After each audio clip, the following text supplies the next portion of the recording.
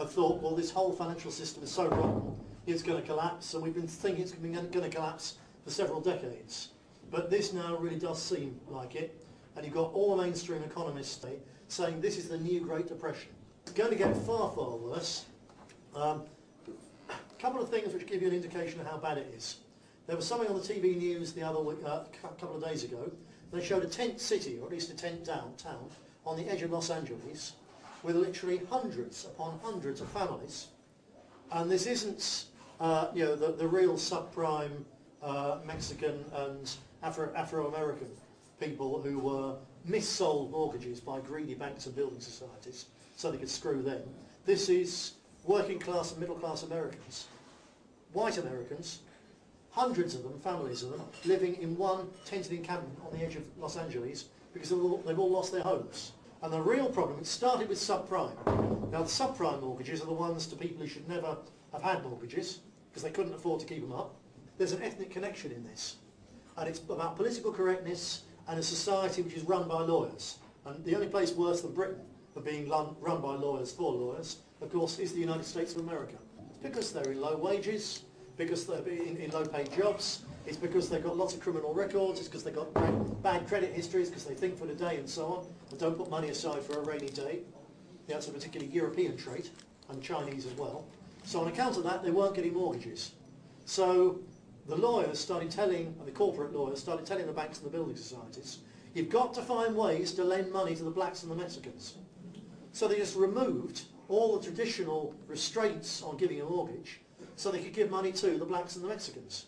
So subprime started off in that section, and it's devalued property, devalued the banks. There's a different form of subprime in America. It's not called that.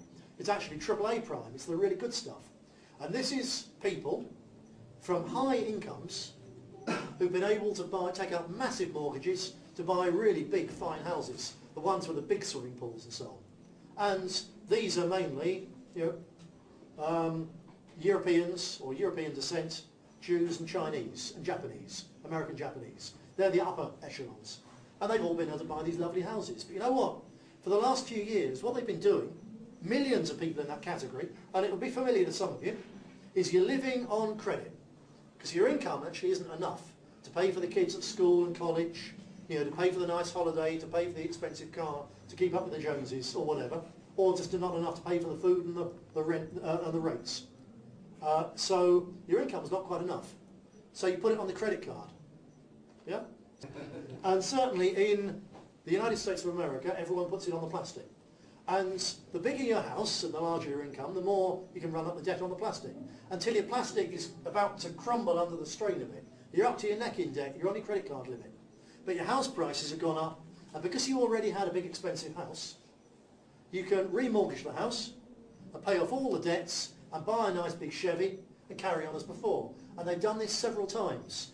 As a result of which, whenever you pay off a debt in time, your credit rating goes up. So these are people who've now got superb credit ratings, but the only reason they've got good credit ratings is because they've been able to keep borrowing on the strength of their house, because its value's been going up. And now it's stalled and now it's going down. They're reckoning now property prices in America are now online to crash 40% in a year, which means that all those people whose credit ratings theoretically are fantastic, but are living in houses way beyond their means. In fact, they've been trading up. Because the house prices have been going up, they've been thinking, why should I sit in a house that's worth $250,000 and have it appreciate at 10% a year? It's making me 25 grand a year. Right? Instead of that, if I borrow way, way beyond what I can afford on the strength of my good credit rating, if I borrow enough money to buy $1 million house and it appreciates at 10% a year, it's making me $100,000 a year. So people have been looking at a house instead of a home, somewhere to live. They've been looking at it as an investment, shortish term investment, borrow the money at 3% to buy it, 10% a year appreciation, I'm making 7% a year. Well, I want to make 7% of the biggest thing I can possibly get.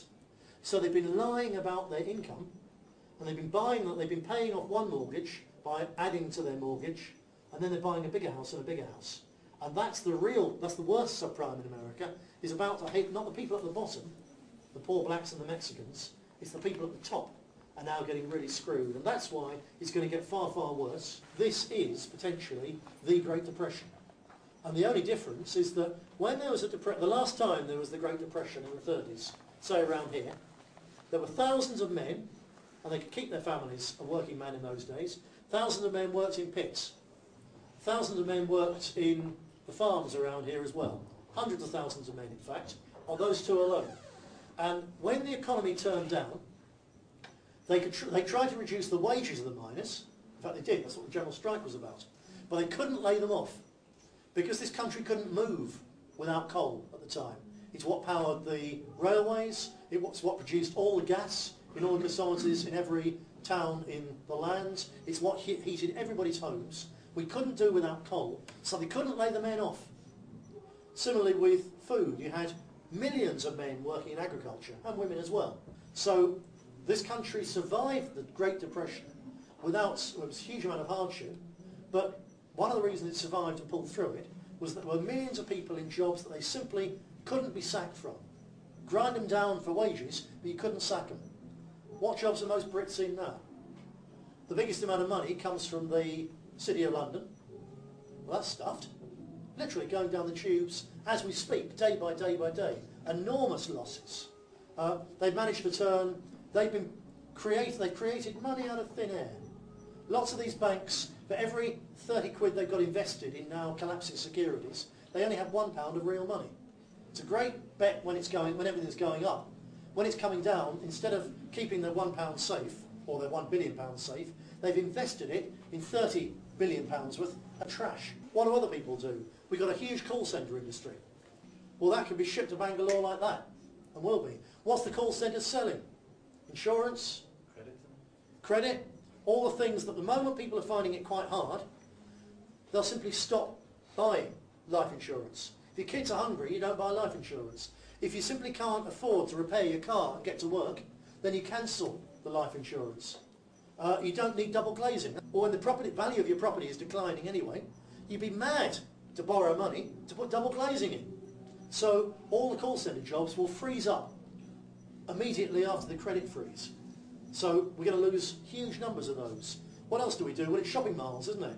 Everywhere they've knocked down a factory, everywhere in northern England, there's now a shopping mall, basically. So that's great. While people have got money, that's fine. But these are selling stuff that's made in China, cheap to Brits who are either paying for it on credit, or they're hard-working people like you lot are.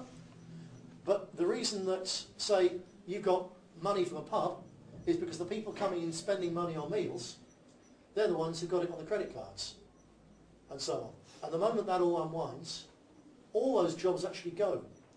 What are we going to do with 1 million Polish waiters and pub workers and building site workers when no one's building houses anymore? When no one's spending money in pubs or restaurants anymore?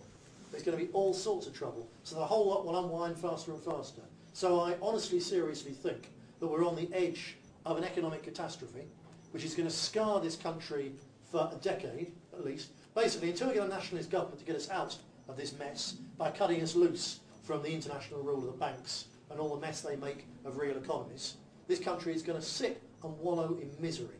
And there'll be a little revival at some point. You know, these things, it doesn't just go down like that. It goes down sort of like that. It's a jaggedy line. But 3-4 years' time, we will, I believe, be in the depths of a vicious depression.